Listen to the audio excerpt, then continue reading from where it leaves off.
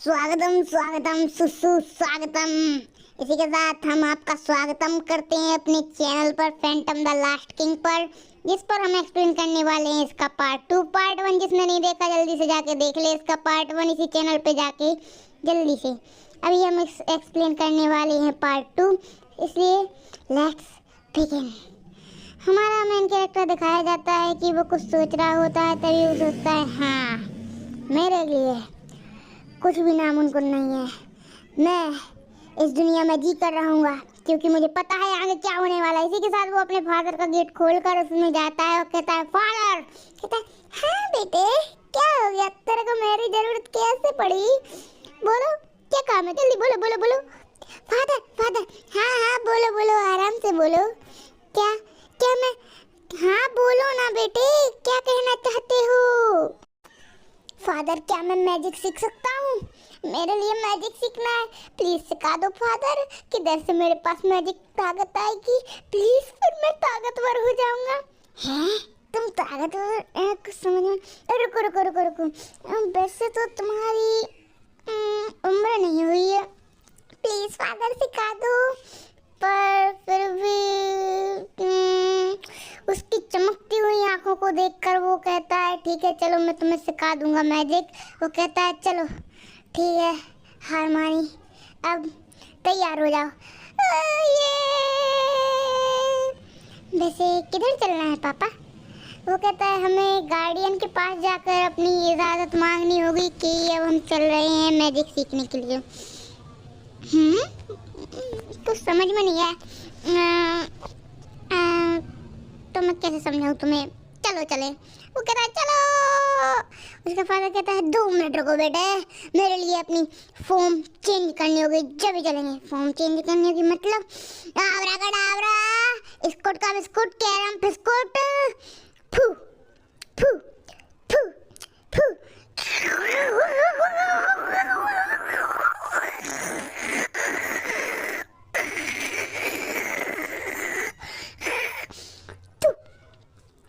देखो बेटे इसी के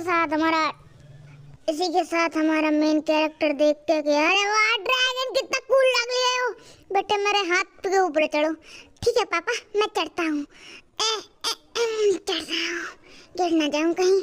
हैं इसी के साथ उसका फादर बहुत तेजी से उड़ने लगता है, तभी कहता है बहुत तेज है। इसी उसके टूटे टूटे शब्द उसके पापा को समझ में नहीं आते। वो कहते हैं पकड़े रहना अच्छे से, अभी हम बहुत दूर जाएंगे। वो कहता है फादर कितनी दूर और जाना है, हम तो स्पेस में आने वाले हैं लगता है मुझे। वो देखता है कि ये तो चमचमाती हुई बिल्डिंग है।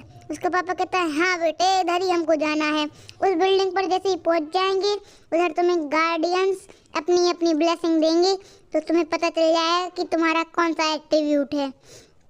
वैसे तो 1-2 ही हो सकता है डार्क एट्रीब्यूट हो, क्योंकि मेरा और तुम्हारे दादा का भी है। इसी के साथ हमें गार्डियन को सीन दिखाया जाता है। वो कहता है हाँ तो तुम आ गए, अब तुम्हें क्या काम है।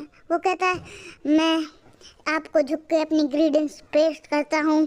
आ गए तुम, और पिछले साल तुम कब आए थे अपनी बीवी का मुंह दिखाने के लिए, अब आ रहे हो, अब अपने बेटे से मिलाने में आ जाते। ये उसका दादा है हमारे मेन कैरेक्टर का। तो वो कहता है अब तुम क्यों आए हो नालायक। वो कहता है मैं अपने बेटे के लिए ब्लेसिंग मांगने के लिए आया हूँ।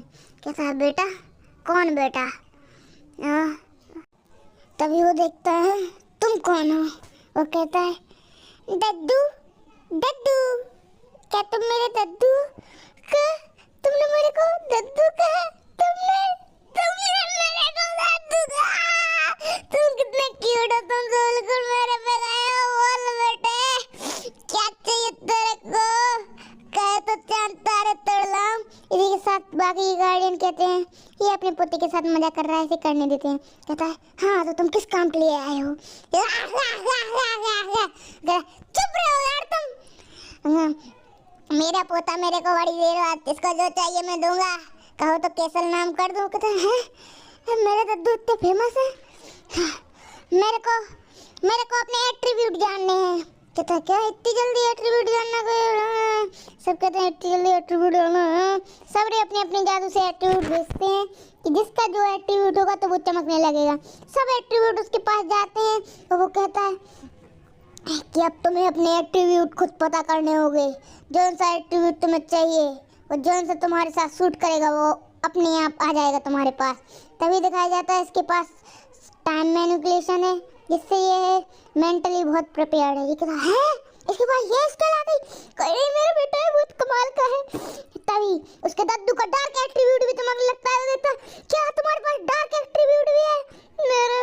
और इसी के पास उसके पास एलिमेंटल डार्क होता है, एक और डार्क वाला। इसी के साथ उसके पास लाइट एट्रीब्यूट होता है।